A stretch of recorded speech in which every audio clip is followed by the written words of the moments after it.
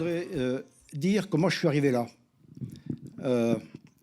Bon, d'abord, je fais partie de la première promotion de l'ANSIMAG au temps où le mot informatique n'existait pas encore. Promotion qui est sortie en 1963, donc ça fera bientôt 60 ans. Donc, cette promotion, nous étions 12 dans la promotion, des gens un peu bizarres par rapport à la plupart des autres élèves de l'Institut Polytechnique. On s'est intéressé à des choses dont on ne savait pas trop comment les nommer. Mon diplôme, ce n'est pas un diplôme d'informatique, puisque le mot n'existait pas.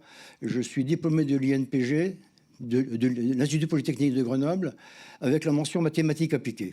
Voilà. Et mes sujets de recherche ont toujours plus ou moins porté sur des modèles abstraits du calcul. Je me suis intéressé au début au langage de programmation, puis à la modélisation du calcul parallèle.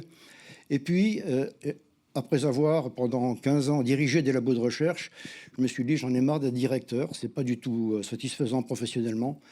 J'ai voulu retourner à la recherche de base, et j'ai regardé autour de moi quels étaient les sujets dans lesquels il y avait une certaine effervescence intellectuelle et scientifique. L'effervescence que j'avais connue au début de ma carrière de chercheur. La plupart des sujets que je voyais autour de moi n'avaient pas du tout cette qualité. Et j'avais entendu parler d'informatique quantique, je ne savais absolument pas ce que c'était. C'était en l'an 2000. Et je me suis dit, ben voilà, je vais faire ça. Je ne savais rien de ce que c'était. Il n'y avait personne dans l'ensemble des laboratoires universitaires en informatique à Grenoble qui travaillait là-dessus. J'étais tout seul pendant un temps. À commencer à apprendre, d'abord à réapprendre. J'avais eu des cours en taupe sur la physique quantique, mais je crois que je n'avais rien compris à l'époque. Donc j'ai réappris tout ça. Et puis j'ai commencé à comprendre ce que ça pouvait être que l'informatique quantique. Je ne suis pas resté tout seul très longtemps. Une année, c'était en 2001, je crois. Et il y avait un des élèves de l'ANSIMAG qui cherchait un sujet, on disait DEA, sujet de master, et c'était Mehdi, qui est venu dans mon bureau. Il faisait le tour des équipes de recherche du labo pour chercher ce qui pourrait l'intéresser. Il est venu me voir, je lui ai raconté que je ne savais rien, à peu près, mais que j'essayais de comprendre.